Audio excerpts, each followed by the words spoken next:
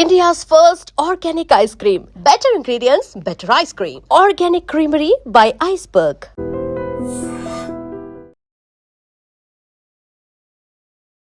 సందీప్ గారు చెప్పారని మీకు ఏం ఆలోచించకుండా ఈ కథను చూజ్ చేసుకున్నారా? అండ్ స్టోరీ నెరేషన్ జరుగుతున్నప్పుడు మీకు నచ్చింది ఏంటి? ఆ డిసిషన్ మేకింగ్ రావడానికి కారణమైన ఆ ఎలిమెంట్ ఏంటి? ఉన్నట్టు మనసులోకి వెళ్ళి చెప్పాలంటే సందీప్ అన్న చెప్పగానే అరే ఖతర్నాక్ స్టోరీ ఉంటుంది పక్కా అని ఫిక్స్ అయిపోయినా నేను. ఈ కథ నచ్చింది చేస్తున్నారు, ఓకే. ఒకవేళ ఈ కథ నచ్చకుండా ఉండుంటే సందీప్ రెడ్డి గారికి నో చెప్పగలిగేవారా? చెప్తున్నా ఇంకోటి నచ్చితే చెప్పి అంటే నో చెప్పడం అంటే అట్లా కాదు. ఇప్పుడు నేను ఒక డెసిషన్ తీసుకునే ముందు నీకు ఒకటి ఉంటుంది ఏమన్నా ఇంట్లో వాళ్ళు చెప్తే వినాలనిపిస్తుంది కదా కొన్ని లాజిక్స్తో చెప్పినప్పుడు. ఓ నమ్మకంతో అయితే ముందుకెళ్ళేవాళ్ళు డెఫినెట్లీ కదా. సో నేను చెప్పేటోడు నాకు. సో మీకు ముందు వీళ్ళకి ఏమైనా ఆప్షన్స్ ఉన్నాయా? అంటే వాళ్ళని కాంటాక్ట్ అవ్వుండొచ్చు లేదా ఆలోచనలో ఉండొచ్చు. వేణుగోపాల్ గారికి ఈ సక్సెస్ అంటే ఈ ఛాన్స్ చాలా లేటుగా వచ్చిందని మీరు నమ్ముతున్నారా? డెఫినెట్లీ అనిపిస్తుంది. ఇప్పుడు అన్న నిన్న ప్రెస్ మీట్లో ఒక మాట అన్నాడు, ఈ ఇండస్ట్రీకి వచ్చినాక నన్ను అర్థం చేసుకుంది ఇద్దరు. ఒకటి ఆర్జీవి గారు, రెండు సందీప్ రెడ్డి వంగ అన్న. సక్సెస్ అవ్వాలి, యాక్టింగ్ చేయాలి, ఇదంతా కూడా ఒక కసి కొంతవరకు ఒక క్రమశిక్షణ కొంత నేర్చుకుంటే వచ్చేది. బట్ రైటింగ్ అనేది నేర్చుకుంటే వచ్చేది కాదు. కాలేజ్లో అందరు ఫోటోగ్రాఫర్స్ వెళ్ళి ఉన్నప్పుడు వాళ్ళకి ఇట్లా అందరు వాళ్ళతో మాట్లాడుతుంటే మనతో కూడా తిరుగుతా బాగుంటుంది కదా, అందరు సర్కిల్ తిరుగుతుంది కదా అని అనుకునేటోళ్ళు నేను మాత్రం. సో ఫోటోలు తీస్తేనే అంతమంది స్ట్రీట్ అప్డేట్స్ ఇప్పటిదాకా ప్రభాస్ ఫ్యాన్స్కి కొన్ని కోట్ల మంది ఫ్యాన్స్ ఉంటారు ఆయనకి. ఆ ఫ్యాన్స్ అందరిలో కల్లా ఎక్కువ తెలిసిన ఫ్యాన్ మీరే. అదృష్టం ఫీల్ మీరు ఉన్నది చెప్పండి సార్. నువ్వేం ఎక్స్పెక్ట్ చేసినా నిన్ను బ్రేక్ చేస్తాడు సందీప్ అన్న అన్నాడు.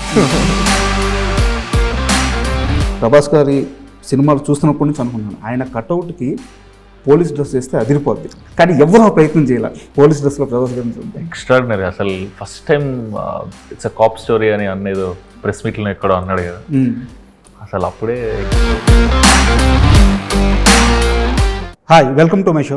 సుందర్ గారు నమస్తే అండి. నమస్తే అండి సార్. మీది మేం ఫేమస్ తర్వాత గోదావరి గట్టు పైన మూవీ రిలీజ్కి ముందు చేసే ఇంటర్వ్యూస్లో ఒక దగ్గర మాట్లాడుతూ మీరు నేను 40 పైగా స్టోరీస్ విన్నాను, నెక్స్ట్ మూవీ ఏది చేయాలని చెప్పేసి చాలా చూజీగా గోదావరి గట్టు తీసుకున్నానని చెప్పారు. గుడ్ మూవీ, థియేటర్లో కూడా మంచి నెంబర్స్ మేక్ చేసింది. అయితే రోమాంచకం విషయం వచ్చేలేకే సందీప్ రెడ్డి వంగ గారు అక్కడ అవార్డ్ ఫంక్షన్లో కలిశారు, దుబాయ్లోనో సంథింగ్ ఇక్కడ. సో నేను వెళ్ళి స్టోరీ విన్నాను, ఓకే చేశాను చెప్పారు. బట్ దానికి దీనికి వన్డేనా ఇది ఇవాళ అంటే రేపు అది అట్లా. ఓకే. లేకపోతే సినిమా ఫస్ట్ చేసిన సో చేయాలి, దీనికి టైం ఉండే ఫుల్. సో దీన్ని ఎంత చూజీగా సెలెక్ట్ చేసుకున్నారు? అండ్ సందీప్ గారు చెప్పారని మీకు ఏం ఆలోచించకుండా ఈ కథను చూజ్ చేసుకున్నారా? అండ్ స్టోరీ నెరేషన్ జరుగుతున్నప్పుడు మీకు నచ్చింది ఏంటి? ఆ డిసిషన్ మేకింగ్ రావడానికి కారణమైన ఆ ఎలిమెంట్ ఏంటి? ఉన్నట్టు మనసులోకి వెళ్ళి చెప్పాలంటే నాకు సందీప్ అన్న ఏదైతే చెప్పిండో ఇట్లా ఒక స్టోరీ విన్నా నువ్వు వింటే మస్తు ఉంటుంది అనిపిస్తుంది సుమంత. అసలు సందీప్ అన్న చెప్పగానే అరే ఖతర్నాక్ స్టోరీ ఉంటుంది పక్కా అని ఫిక్స్ అయిపోయినా నేను. అంతే కదా నా అంటే సూపర్ ప్రూవెన్ డైరెక్టర్ కాబట్టి అన్ననే నచ్చి నేను ప్రొడ్యూస్ చేస్తున్నా అన్నాడు. సో డెఫినెట్లీ ఖతర్నాకే ఉంటుంది అనుకున్నా. సో దాని తర్వాత నెక్స్ట్ డే వెంటనే వెళ్ళి స్టోరీ నరేషన్లో కూర్చున్నా, మొత్తం విన్నా, ఫుల్ ఎంజాయ్ చేసిన స్క్రిప్ట్ని. ఫుల్ ఫన్ వైబ్లో ఉంటుంది సినిమా. సో మొత్తం ఎంజాయ్ చేసినాక నేను షాక్ అయినా యాక్చువల్గా, అన్న నువ్వు ప్యూర్ క్యూట్ ఫన్ ఫిల్మ్ చేస్తున్నావు అన్న అని. యా నాకు మస్తు నచ్చింది. సో చేసేస్తున్నా అన్న జోన్లో ఉండే సిచ్యువేషన్ అప్ప. ఓకే. నాకు కూడా ఖతర్నాక్ నచ్చింది, అరే డెఫినెట్లీ చేద్దామన్నా. ఒకవేళ ఈ కథ నచ్చింది చేస్తున్నారు, ఓకే. ఒకవేళ ఈ కథ నచ్చకుండా ఉండుంటే సందీప్ రెడ్డి గారికి నో చెప్పగలిగేవారా? చెప్తున్నా ఇంకోటి నచ్చితే చెప్పి అంటే నో చెప్పడం అంటే అట్లా కాదు.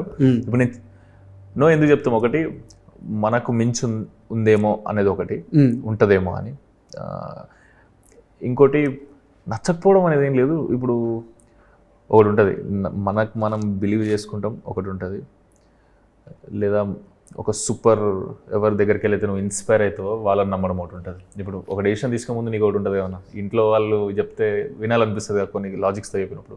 ఒక నమ్మకంతో అయితే ముందుకెళ్ళేవాళ్ళు. డెఫినెట్లీ కదా. సో నేను చెప్పేటోడు ఒకవేళ నాకు ప్రాబ్లం ఏమని అనిపించుంటే సందీప్ అన్నతో వెంటనే డిస్కస్ చేస్తాను కదా. సో సందీప్ అన్న దగ్గర డెఫినెట్లీ ఆన్సర్ ఉంటుందని నా ఫీలింగ్. అప్పుడు నేను నాదే ప్రాబ్లం అయి ఉంటుందేమో అంత కాన్ఫిడెంట్గా ఉండే నేను సందీప్ అన్న మీద. అండ్ ఇదే విషయంలో ఇంకొక క్వశ్చన్ ఉంది. యాక్చువల్గా మీరు ఆ రోజు అవార్డ్ ఫంక్షన్లో సందీప్ గారికి కనిపించారు. మీరు కనిపించినాక మీ దగ్గరికి వచ్చి ఆయన ఆ విషయం చెప్పారు, ఒక కథ ఉంది విను అని. నువ్వు విను సుమన్ బాగుంటుంది అంటే అన్నాడు. సో అంటే ఆయన మీకు ఫోన్ చేయడం కానీ మీరే కావాలని అంతకుముందు కానీ ఆ ప్రయత్నం జరగదు, మీరు కనిపించినాక చెప్పారు. సో మీకు ముందు వీళ్ళకి ఏమైనా ఆప్షన్స్ ఉన్నాయా, అంటే వాళ్ళని కాంటాక్ట్ అవ్వండొచ్చు లేదా ఆలోచనలో ఉండొచ్చు? అది తెలీదు మరి, నేను ఎప్పుడు అది అడగలే. ఇప్పుడు అడుగుతా, నెక్స్ట్ టైం కలిసినప్పుడు డెఫినెట్లీ అడుగుతా. ఎందుకంటే నాకు తెలిసి వేణన్ననే సజెస్ట్ చేసిండు అనుకుంటా ఫస్ట్, సుమంత్తో చేస్తే బాగుంటుందేమో అని. మేబీ నేను అక్కడ కనబడగానే ఒకసారి విను సుమంత్ అని అట్లా అయిందని. యాక్చువల్గా వేణుగారి ప్రస్తావన వచ్చింది కాబట్టి అడుగుతున్నాను. చాలామందికి వేణుగారి గురించి ఏంటంటే ఇప్పుడు గత 4-5 ఇయర్స్ నుంచి సందీప్ రెడ్డి వంగ గారు లైమ్లైట్లోకి వచ్చిన తరువాత ఇండస్ట్రీలో కొంతమందికి వేణుగారు తెలుసు, వాళ్ళ ఫ్యామిలీతో చాలా క్లోజ్గా అసోసియేట్ అవుతుంది. బట్ వేణుగారి ప్రయాణం ఇప్పటిది కాదు. నాకు తెలిసి రామ్ గోపాల్ వర్మ గారి దగ్గర నుంచి ఆయన ట్రావెలింగ్ ఉంది, చాలా senior.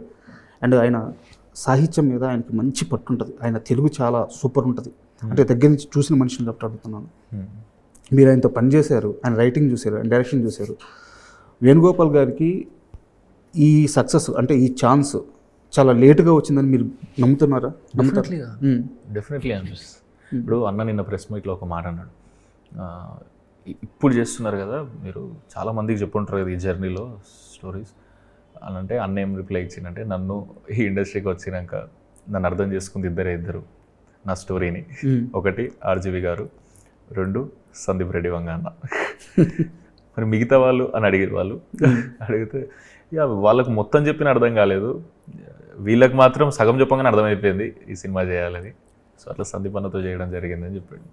So okay, Bhadrakali banner, Sandeep Reddy Vanga గారు, ప్రణయ్ రెడ్డి గారు, ఇట్లా ఎంత ఉన్నా సరే బట్ సినిమాలో ఉండే కథే ఆడియన్స్ని ఎంగేజ్ చేస్తుంది.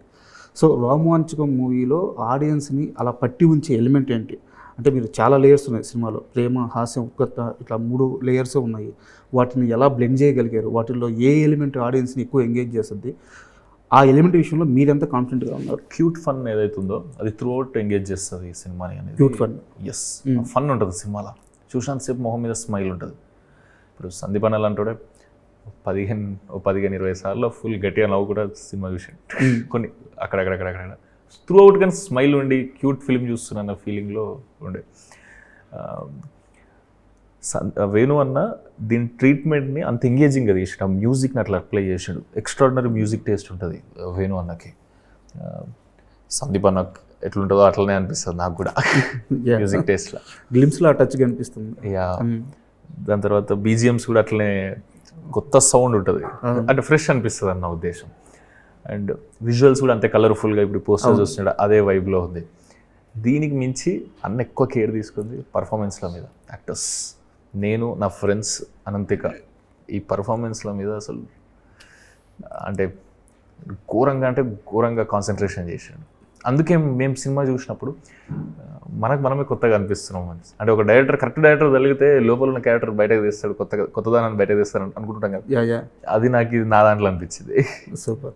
అయితే నాకు బాగా గుర్తు 2018 ట్యాక్సీ వాళ్ళ మూవీ సినిమా రిలీజ్ అయింది. దానికి మీరు రివ్యూ ఇచ్చారు ట్యాక్సీ వాళ్ళకి.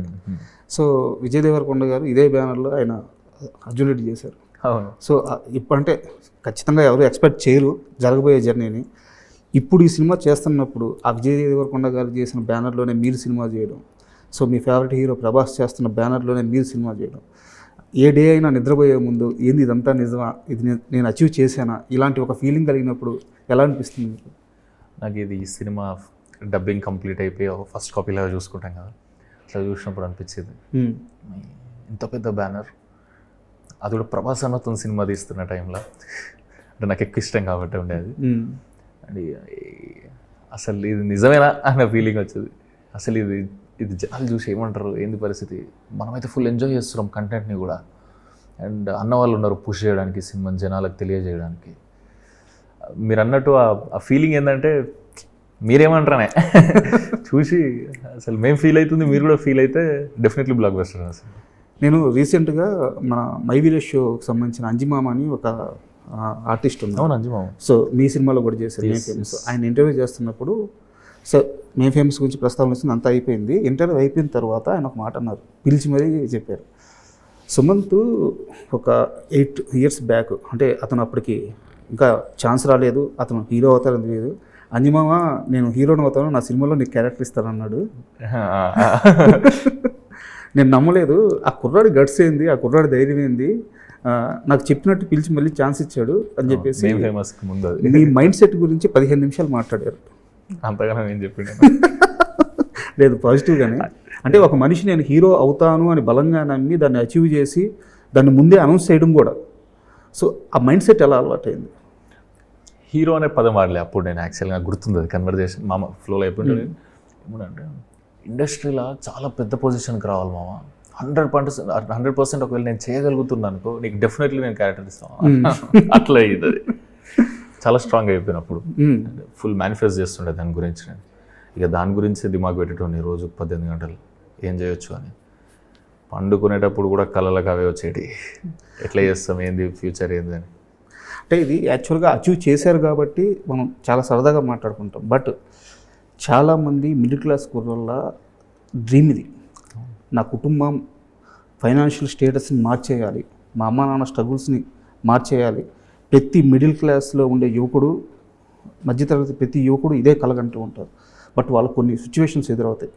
అక్కడి నుంచి అప్పుడు దాకా డిసిషన్స్లో ఉన్నాయి, వాళ్ళు ఆచరణలోకి వస్తారు. ఆ ఒక్క పర్టికులర్ ఇన్సిడెంట్ వాడి మైండ్ సెట్నే మార్చేస్తుంది, లైఫ్ని సీరియస్గా తీసుకుంటాడు. మీకు అలా జరిగిన ఇన్సిడెంట్ ఏంటి లైఫ్లో? ఒక్క మూమెంట్ ఉండే, అంటే చిన్న మూమెంటే, అది స్ట్రగుల్ లాగా కాదు కానీ ఇట్లా హిట్ అయింది నాకు. అడుపావు నా ఫ్రెండే రోహన్ అని ఉంటాడు. ఒకసారి కార్లో ఉన్నప్పుడు వాడు ఇన్నోవా కార్లో రోహన్ వచ్చేటాడు అనమాట ఇంటర్లో.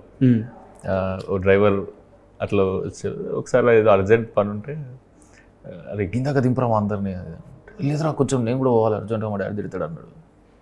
మా కారు కొంటారా భయ అనుకున్నా. అప్పుడు అనుకున్నాం అట్లా, అంటే బచ్చగల్ ఇంటర్ అంటే అర్థమైంది ఆ మైండ్ సెట్.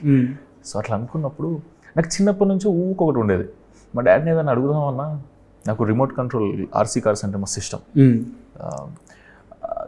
అడుగుదామంటే పాపం ఇల్లు నడవడానికి 10,000 కావాలి నెలంతా నడవాలంటే. అప్పుడు మిడిల్ క్లాస్. మా డాడీ ఏదో వర్క్ చేసి అది తెచ్చి అది జోన్ అంత ఉంటుండే. ఈ గ్యాప్లో నేను నాకు కావాల్సిన బండి అడగాలి, కాలేజీ ఉన్నప్పుడు ఇది అడగాలన్నా కూడా మనసు వచ్చేది కాదు. లేదా బర్త్డే అయితే దావత్ ఇవ్వాలి అని అంటే పైసలు అడగ బుద్ధి కాదు, అంటే పాకెట్ మనీ లాగా తీసుకో ఈ జోన్ కూడా అడగ బుద్ధి నాకే అయ్యేది కాదు. ఇప్పుడు ఇంటర్లో ఇదొకటి గుర్తుపోయింది, మనకు కూడా కార్లు ఉండాలి అది అంటే. మా డాడీ కూడా మమ్మల్ని ఎక్కడికైనా పోదామని అనుకుంటే మనకంటూ ఒక కారు ఉంటే అందరం కలిసి మనమే పోతాం కదా, ఏంటో బస్సులలో ఇట్లా పోకుండా సేఫ్ ఉంటాం కదా. ఇంకా నా జోన్ ఒకటి ఉండేది మా డాడీకి, కానీ ఎవరికి కార్ లేదు మా ఇంట్లో ఎప్పుడు. ఇది ఈ ఆలోచనలు ముందు నుంచి చిన్నప్పటి నుంచి ఉండే ఆశలు ఇవన్నీ ఒకటి ఉంటాయి కదా, అందరికి ఉంటాయి కదా మనం. సో అట్లా ఉన్నప్పుడు నేను ఏం ఫిక్స్ అయినా అంటే ఏదో ఒకటి చేయాలి. అసలు ఈ అంటే వీళ్ళది రిచ్ ఫ్యామిలీ రా, లేదంటే వీళ్ళు కొంచెం హ్యాపీగా బతుకుతారు, వీళ్ళకి ఫైనాన్షియల్ స్ట్రెస్ లేని ఫ్యామిలీలని మనం ఉండే ఏరియాలలో, మనం ఉండే ఊర్లో, సిటీలో ఎక్కడో కొన్ని ఫ్యామిలీస్ ఉంటారు కదా, అట్లా అనిపిస్తుంది కదా. వాళ్ళు కూడా ఒకప్పుడు మిడిల్ క్లాస్ అయి ఉంటారు కదా. అవును, అంతే కదన్నా, ఎవరో ఒకరు వాళ్ళ తాత వాళ్ళ ముత్తాత ఫ్యామిలీ ఎవడో పుడతాడు వాడు మార్చేస్తాడు. అది మనం కావాలి రవ్వే అనుకున్నా నేను, ఫిక్స్ అయిపోయినా నేను మైండ్లో. కానీ మా డాడీకి నేను ఎస్ఐ కావాలని ఉండేది. కానీ ఎస్ఐ అయితే ఫుల్ రిచ్ అవుతామా లేదా అని అప్పుడు తెలియకపోయింది నాకు. అటు ఇటు మేము ఏదో ఒకటి చేయాలి లైఫ్లో మాత్రం. మన నుండి ఇప్పటి నుండి అంటే మన తర్వాత జనరేషన్ నుంచి, నా తర్వాత జనరేషన్ నుంచి మా ఫ్యామిలీలో ఎవరు వీళ్ళని ఫైనాన్షియల్గా స్టేబుల్గా ఉన్నోళ్ళు కాదు అనొద్దు అనే నా ఫీలింగ్. ఫుల్ స్టేబుల్ ఉన్నోళ్ళు వీళ్ళు, ఎవడో వీళ్ళ తాతలు ఎవడో సంపాదించుండొచ్చు, వీళ్ళు ఎంజాయ్ చేస్తారు అని అనుకోవాలి. మైండ్ సెట్ అంటే ప్రతి దానికి ఆ ఒక్క చేంజ్ మైండ్ సెట్లోనే ఉంటుంది. మీ ఇందాక మాట్లాడుతూ మాట అన్నారు, పాకెట్ మనీ అడగలేకపోయాను, బైక్ అడగలేకపోయాను అని చెప్పేసి. బట్ ఇప్పుడు రీసెంట్గా 2 days బ్యాక్ చూసాను, ఆడికి ఐఫోన్ కావాలంట, ఐఫోన్ కొనిట్లేదని కొండ చివరికి వెళ్ళి నిలబడ్డాడు. వాళ్ళ ఫాదరు 3 hours బతికినాడాడు, 3 hours. అదేలే ఇక అది వచ్చే కోతిస్తానని ఆడు దూకతా కాపాడిపోయిన వాళ్ళ ఫాదర్ చేయబట్టుకుని కూడా లోయలో పడిపోయాడు. అబ్బా, ఇద్దరు చనిపోయారు. వాళ్ళిద్దరు చనిపోయిన తర్వాత అంటే భర్త కొడుకు చనిపోయాడని వాళ్ళ మదర్ దూకేశారు ఒక్క ఐఫోన్ కోసం. అంటే పేరెంట్స్ని ఇలా ఇబ్బంది పెట్టే కొడుకులు కానీ చాలామంది మనం చూస్తున్నాం. సో దానికి దీనికి తేడా వచ్చేసి ఆ మైండ్ సెట్టే. డెఫినెట్లీ అప్పుడు తీసుకునే డెసిషన్ అంటే నాకేముండే అంటే మా డాడీ బద్ధకంగా ఉండి ఇల్లు నడుస్తలేదు అట్లా కాదు, ఫుల్ కష్టపడేటాడు మమ్మల్ని చదివియనీకి, మంచి కాలేజ్లో జాయిన్ చేయాలి, వీళ్ళని మంచి స్కూల్లో జాయిన్ చేయాలి. ఆయన చేయగలిగేదంతా 24 గంటలు దాని మీదనే దిమాగ్ పెట్టేటాడు ఆయన. అండ్ ఆబ్వియస్లీ ఆయన పని చేయకపోతే ఇట్లా మాట్లాడే తెలివి కూడా ఉండదుగా మనిషికి. కరెక్ట్. సో అలా చేసిర్రు నాకు. సో నేను ఈయనకి రిటర్న్లు ఎంత ఇవ్వగలుగుతా మా మమ్మీకి డాడీకి అనేది మాత్రమే ఆలోచిస్తుండే అన్న. నన్ను సపోర్ట్ చేసిన వాళ్ళు కూడా, నా ఫ్రెండ్స్కి కూడా. నాకు వీలైనంత వరకు వాళ్ళని సూపర్ హ్యాపీ చేయాలని ఉంటుండే. నేను చేసే దాంట్లో పని కరెక్ట్ ఉంటే, దొంగతనం చేయకుండా, మోసం చేయకుండా, ఏం తప్పు లేకుండా చేస్తే ఇంకా అంతకన్నా మించి హ్యాపీగా. అదే కదా మన సక్సెస్ వాళ్ళు కదా వాళ్ళకి. అదే చేసేసిన వాళ్ళకి. మా డాడీకి ఒక కార్డు ఇచ్చిన, నీ ఇష్టం ఉంది కొనుక్కో, నీ ఇష్టం ఉన్నాడు తిరుగు, ఈ కార్లో పో, నీ కార్డులో డబ్బులు అయిపో, ఈ కార్లో డీజిల్ అయిపోదు, నీ ఇష్టం అని చెప్పిన. వాళ్ళ క్యూట్ అనిపిస్తుంది మా డాడీ మమ్మీని చూస్తే కూడా. వాళ్ళు జీప్ కూడా ఉంటుంది ఇంట్లో, వాళ్ళ తార్లెక్కి ఇద్దరు మంచిగా గుడి పోతారు, మొక్కుతారు, వస్తారు. వాళ్ళు అంతకన్నా మించి కూడా ఏం లేదు. మా అయితే మా daddy white shirt white pant కొనుక్కుంటాడు వల్ల. మా మమ్మీ ఎప్పుడో ఒకసారి వచ్చి హీరో కొనుక్కుంటారు, కొనుక్కోండమ్మా ఏదో ఒకటి చేయడమ్మా అది ఇదని నేను అంతే. అంటే అరే ఈ అప్పులు లేవు అని అంటేనే అమ్మ ఇంత రిచ్చారా మనం అన్న ఫీలింగ్ వస్తుంది అన్నట్టు అనిపిస్తుంటుంది మా డాడీ చూస్తుంటే. ఇప్పుడు అదంతా పోయింది. ఇప్పుడు వాళ్ళ టెన్షన్ ఏంటంటే ఇప్పుడు ఈడ నిలబడ్డాడు ఇండస్ట్రీలో, ఇక కాందన్లో మనకు సంబంధించిన వాళ్ళు కూడా ఎవ్వరు లేరు, చుట్టాలు లేరు, ఫ్రెండ్స్ లేరు.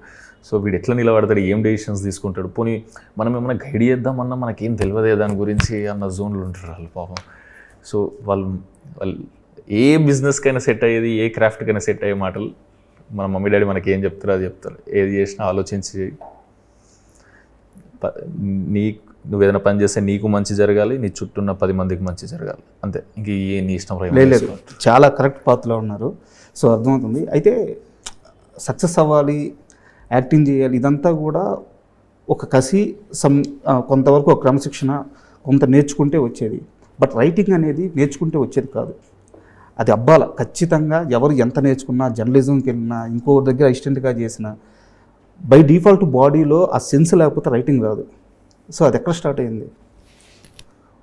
మేము పిల్లగాడు అట్లా కాలేజ్లో ఉన్నప్పుడు చిన్న వెబ్ సిరీస్, షార్ట్ ఫిల్మ్స్ లాగా చేసేటప్పుడు కాలేజ్లో అందరు ఫోటోగ్రాఫర్స్ వెళ్ళి ఉన్నప్పుడు వాళ్ళకి ఇట్లా అందరు వాళ్ళతో మాట్లాడుతుంటే అంటే సర్కిల్ పెరుగుతుంటుంది ఇక్కడ. అరే మనతో కూడా తిరుగుతా బాగుంటుంది కదా, అందరు సర్కిల్ పెరుగుతుంది కదా అని అనుకునేటోళ్ళం నేను మా ఫ్రెండ్. సో ఫోటోలు తీస్తేనే అంతమంది మాట్లాడితే మనం వీడియోలు తీద్దాం రవి అనుకున్నాం. సో అప్పుడు షార్ట్ ఫిల్మ్ చేద్దామని అనుకున్నాం కాలేజ్లో. ఎవరిదో కెమెరా అడిగి ఎవరిదో అట్లా చేసి స్క్రిప్ట్ రాయాలి కదా రవి, ఎట్లా అది యూట్యూబ్లో చూస్తే స్క్రిప్ట్ రైటింగ్ ఎట్లా, how to right A short film అని. డిగ్రీ సెకండ్ ఇయర్లో ఉన్నామా, ఫస్ట్ ఇయర్లో ఉన్నాం, how to right A short film అది వాడు చెప్తాడు కదా యూట్యూబ్లో, ఏదో ఒక వీడియోలు ఉంటాయి. అది చూస్తే ఇప్పుడు స్క్రిప్ట్ రైటర్ కావాలి మనకి, ఏదో ఒకటి రాశారా నువ్వే అది నా ఫ్రెండ్ అన్నాడు. ఓకే డా నేను రాసేస్తాను, మరి నువ్వేం చేస్తావు, నువ్వు కూడా ఏదో ఒకటి చేశారా అని అంటే ఒకటి కాస్టింగ్ చేసి ఇప్పుడు కాస్టింగ్ డైరెక్టర్ అయినాడు. అది ఒక్కొక్కటి మేమే క్రాక్ చేసుకున్నాం ఊరికే. బట్ ఇప్పుడు అంటే నేను కాకపోతే దాని మీద మీరు అన్నట్టు మీ స్కిల్స్ గురించి పదును పెట్టిన అయితే మీరు అన్నది కూడా కరెక్టే. కొంతమంది స్టార్ట్ చేసేస్తారు, వచ్చేస్తుంది, బట్ తెలియకుండా మనల్ని ఏదో ఎక్కడో ఇన్స్పైర్ చేసి ఉంటుంది మైండ్ లాగా. ఉదాహరణకి కొంతమంది రాసేస్తూ ఉంటారు, అవలీలగా కవితలు వస్తాయి, వాడు ఎక్కడ పోయిటరీ చదివి ఉండడు, వాడికి ఆ ఫస్ట్ లవ్, ఆ సినిమా ప్రభావం తెలియకుండా ఒక రైటర్ గురించి తెలుసుకున్న విధంగా మైండ్ మీద పడిపోయి ఉంటుంది, వాడికి తెలియదు అది. సో ఇప్పుడు సక్సెస్ అయిన తర్వాత అయినా మిమ్మల్ని అటువైపు నడిపించిన ఆ ఎలిమెంట్ అనేది మీకు అర్థమవుతుంది? నాకేమనిపిస్తుంది అంటే చిన్నప్పటి నుంచి నాకు ఏదన్నా ఇంట్రెస్టింగ్ ఉంటే నచ్చుతుంది అన్న. సౌండింగ్ కానీ ఇప్పుడు డైలాగ్స్ రైటింగ్ అనుకో ఫర్ ఎగ్జాంపుల్, అది ఇంట్రెస్టింగ్ ఉంటే నచ్చుతుంది. ఇప్పుడు ఈ షూస్ ఉన్నాయి, ఈ షూ కొనేటప్పుడు ఏ షూ కొనాలని సెలెక్ట్ చేసుకుంటుంటాం కదా, మా అయితే కలర్ చూస్తాం, డిజైన్ చూస్తాం, ఇట్లా చూస్తాం, అట్లా చూడలేదు. ఇప్పుడు ఈ షూ చూస్తే ఇదంతా ఒకటే పీస్, దీంట్లో సోల్ పోవడం అనేది ఉండదు, షూ అంటే ఒకటే పీస్, అదే ఇంట్రెస్టింగ్ ఉంది వేసుకుంటా అట్లా ఎగ్జైట్మెంట్, చిన్న వెరైటీ ఉందా అని. ఇప్పుడు నేను చేసే పనులు కూడా అట్లనే ఉండాలి కదా. ఇప్పుడు మీరు అన్నారు ప్రమోషన్స్ అవి చేస్తుండే, ప్రమోషన్స్లో కూడా నేను అదే చూస్తుండే. సినిమా సెలెక్షన్ కూడా ఏదైనా దొరుకుతుందా కొత్తది అని ఆలోచిస్తాం. ఇప్పుడు మీరు అన్నట్టు ఆ రైటింగ్ దగ్గరకు పోతే ఏదో సౌండ్ కొత్తగా ఉండాలిరా. ఇప్పుడు మేం ఫేమస్లో నాకు అనిపించింది చెప్తా. మేం ఫేమస్లో మేమందరం ఏదో తప్పు చేస్తే సర్పంచ్ క్యారెక్టర్ వచ్చి తిట్టాలి ఏమని, అరే మీ ఇంట్లో వాళ్ళు చూడు తలదించుకుంటారు, మీ వల్ల ఊర్లో ఇజ్జత్ ఉంటుంది అరవై, ఇది ఇంటెన్షన్ డైలాగ్ కదా. దాన్ని అట్లా కాదు, సౌండింగ్ ఏదో చేయాలన్నా, అటు పెద్ద డైలాగ్ లాగా ఉండొద్దు, ఇటు మరీ ఇట్లా నార్మల్గా ఉండొద్దు, ఏం చేస్తే బాగుంటుందని ఆలోచిస్తున్నాం అంతే. అట్లా ఆలోచిస్తున్నప్పుడు మీరంటే వయసు వాళ్ళరా, మీ తలకాయలు ఎటంటే అటు తిరుగుతాయి కిందికి మీదికి, మీ ఇంట్లో ముసలోళ్ళు కదా, ఒక్కసారి ఊర్లో తలకాయ దించుకుంటే మీదకి ఎత్తనికి మస్తు బరువు అవుతారా అంటాడు. మొత్తం సీనే మారిపోయింది అసలు. ఒక ఇంటెన్షన్ హిట్ చేస్తుంది కదా అనిపించింది.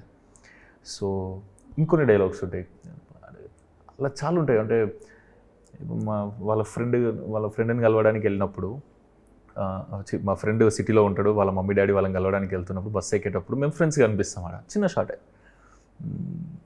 అక్కడ మేము జోబులకి వెళ్ళి డబ్బులు తీసి అలా కొడతాం, ఖర్చులకు ఉంటాయి తీయ అని. వాళ్ళ మమ్మీ వచ్చి వద్దు బిడ్డ అంటది. బిడ్డ అంటావు వద్దంటావు ఏందేమో అంటే మాట మామూలుగా అయితే ఏమంటారు, ఉండండి పర్లేదే ఉండంతి అని అంటాం. దీనికి ఏదైనా కొత్త సౌండింగ్ ఏదైనా క్రాక్ అవుతుందా అని ఆలోచిస్తుంటా అంతే. అట్లా సౌండ్ క్రాక్ అయిందంటే అదే డైలాగ్ అంటే నేను మాట్లాడితే డైలాగ్ అనుకుంటాను అంతే. ఇంట్రెస్టింగ్గా మాట్లాడితే ఇంట్రెస్టింగ్ డైలాగ్. సూపర్. అయితే రోమాంచకం మూవీ స్టార్ట్ అయిన తర్వాత చాలా రోజులు హైడ్ చేశారు. అంటే షూటింగ్ నడుస్తుంది, ఈవెన్ మాలో కూడా చాలా మందికి తెలియదు. మీరు అంటే ఫుల్ ఫ్లెడ్జ్డ్గా అనౌన్స్మెంట్ చేసేదాకా సాంగ్స్ కానీ గ్లిమ్స్ కానీ ఈవెంట్ జరిగిన దాకా చాలామంది తెలియదు. సో ఎందుకు దాన్ని అలా హైడ్ చేయాల్సి వచ్చింది? రీజన్ ఏంటి? మేము కూడా రీజన్ కోసం వెతుకుతుండే, అసలు ఎందుకు అనౌన్స్ చేస్తలేరు రా అన్న వాళ్ళని. కానీ అడిగేంత ధైర్యం ఉండకపోయేది అప్పుడు. సో ఈ ప్రాసెస్లో పరిచయం పెరుగుతుంటుంది. అడిగినా నేనే షూటింగ్ అయిపోయినా అన్న కూడా అన్నాడు, మొన్న ప్రెస్ మీట్లో కూడా అన్నాడు కదా, మన బ్యానర్ నుంచి వస్తుందంటే స్పిరిట్ అప్డేట్ ఎక్స్పెక్ట్ చేస్తుంటారు సుమంత్. ఓకే, ఇప్పుడు ప్రభాస్ అప్డేట్ ఇవ్వాలంటే సుమంత్ ప్రభాస్ అప్డేట్ ఇస్తాయిందని అంటారు. అవునా, నేనైనా అదే అంటా అన్న, నువ్వైనా అదే అంటావు కదా ఎవరైనా. సో ఎందుకు ఆ ట్రోల్ తీసుకోవడం, మంచి కంప్లీట్ చేసినాం సినిమా చూసి, అరే నిజంగా ఖతర్నాక్ వచ్చిందని అనిపిస్తే మంచిగా చేద్దాం, అనౌన్స్ చేసి మంచి సినిమా ఇచ్చినామంటే వాళ్ళు సాటిస్ఫై అవుతారు కదా. సో అట్లా మెల్లగా వెనుక టక కంప్లీట్ చేసి ఇప్పుడు 3rd రిలీజ్ చేస్తాం. సూపర్. అంటే నాకు కొంచెం ఆశ్చర్యంగా అనిపించింది, అంటే మీరు కానీ అనంతిక కానీ యాక్టింగ్ చాలా బాగుంటుంది, మీ ఇద్దరిది టైమింగ్ కానీ సూపర్ ఉంటుంది. సో మీకెందుకు 3 నెలలు రిహార్సల్స్?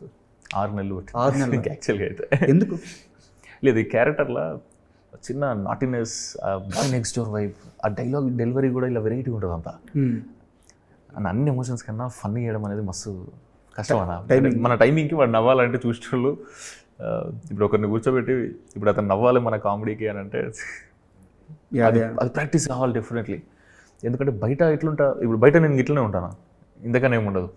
కానీ మీరు సినిమా చూసినాక మీరు చూడండి, మీరు చూసి మీరు చెప్పండి, అరే ఇలా కొత్తగా చేస్తే కొత్తగా చేసిన అని చెప్పండి. ఆ కొత్తగా చేయడానికి 6 నెలలు పట్టింది. యూజ్ అయింది అది. ఎస్, వాళ్ళు పర్ఫెక్ట్ అనుకున్నాకనే షూట్కి పోయాను. సూపర్. వేణు అన్న డైరెక్టర్. అండ్ స్పిరిట్ అప్డేట్స్ ఇప్పటిదాకా ప్రభాస్ ఫ్యాన్స్కి కొన్ని కోట్ల మంది ఫ్యాన్స్ ఉంటారు ఆయనకి. ఆ ఫ్యాన్స్ అందరిలో కల్లా ఎక్కువ తెలిసిన ఫ్యాన్ మీరే, అంతే కదా? ఇప్పుడు వాళ్ళైతే ప్రొడ్యూసర్స్, ఆయన అయితే డైరెక్టర్, మిగతా వాళ్ళు ఆర్టిస్టులు. యాజ్ ఎ ఫ్యాన్గా ఎక్కువ అప్డేట్ చేసిన ఫ్యాన్ మీరే. అది నేను కొంచెం అదృష్టం ఫీల్ అయ్యా. సో ఎలా వస్తుంది స్పిరిట్? మీరు ఉన్నది చెప్పండి సార్. నేను అదే ఆఫీస్లో ఉంటాయి కాబట్టి ఇప్పుడు సందీప్ అన్న ప్రణయనతో కమ్యూనికేట్ చేస్తూనే ఉంటాం. కానీ తెలిసిన దాని ప్రకారం 40% షూట్ అయిపోయింది. ప్రణయన కూడా అన్నాడు, ఖతర్నాక్ వచ్చి నువ్వేం ఎక్స్పెక్ట్ చేసినా నిన్ను బ్రేక్ చేస్తాడు సందీప్ అన్న అన్నాడు. అరే క్రేజీ అన్నాను, ఖతర్నాక్ వస్తుందని. అండ్ స్పిరిట్ గురించే ఒక చిన్న క్వశ్చన్ ఉంది. యాక్చువల్గా చాలా సంవత్సరాల నుంచి కాదు, ప్రభాస్ గారి సినిమాలు చూస్తున్నప్పటి నుంచి అనుకున్నాను, ఆయన కట్అవుట్కి పోలీస్ డ్రెస్ వేస్తే అదిరిపోద్ది. కానీ ఎవరు ఆ ప్రయత్నం చేయాలి. పూరి జగన్నాథ్ గారు చేశారు కానీ బట్ డ్రెస్ వేయాలి ఆయన.